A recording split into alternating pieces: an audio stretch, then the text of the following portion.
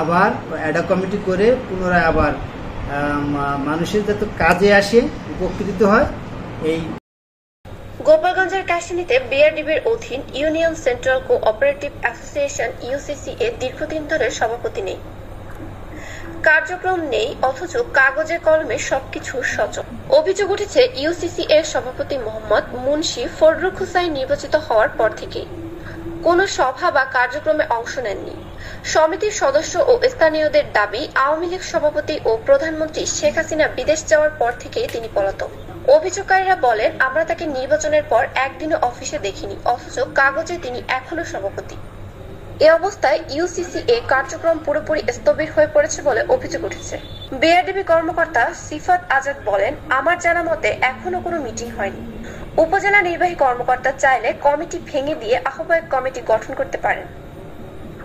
উপজেলা নির্বাহী কর্মকর্তা পলাশ কুমার দেবনাথ বলেন, বিষয়টি আমার জানা ছিল না, এখনই উপজেলা সমবায় কর্মকর্তাকে ব্যবস্থা নিতে বলছি।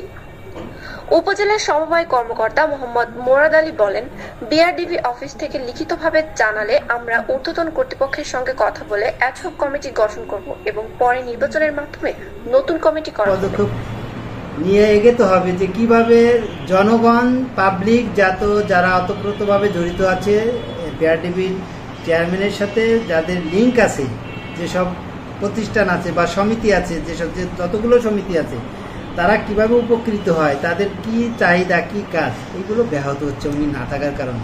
এই জন্য সামনে পদক্ষেপ নিতে হবে যে কিভাবে এই চেয়ারম্যান আবার অ্যাডা কমিটি করে পুনরায় আবার মানুষের যাতে কাজে আসে, উপকৃত হয়, এই চেষ্টা করে যেতে হবে। স্যার, একটা বিষয় জানতে চাই, এই যে অ্যাডা কমিটি করতে হবে, আর এইটার কি পদক্ষেপ, যেমন ধরেন এই অ্যাডা কমিটি কে করবে, টিএনও করবে না আপনি করবেন, সেই বিষয়টা অ্যাডা কমিটির পক্ষে আগে আমাদের আলোচনা করতে, আমার ঊর্ধ্বতন কর্মকর্তা আছে যে জেলা অফিসে, তাদের স্যারের সাথে কথা বলতে হবে যে স্যার এই ব্যাপার দীর্ঘদিন ধরে আমাদের যে বিআরডিবির যে চেয়ারম্যান মহোদয় ছিল, উনি দীর্ঘদিন শুরুর থেকেই উনি অফিসে আসতেছেন না, বা উনি।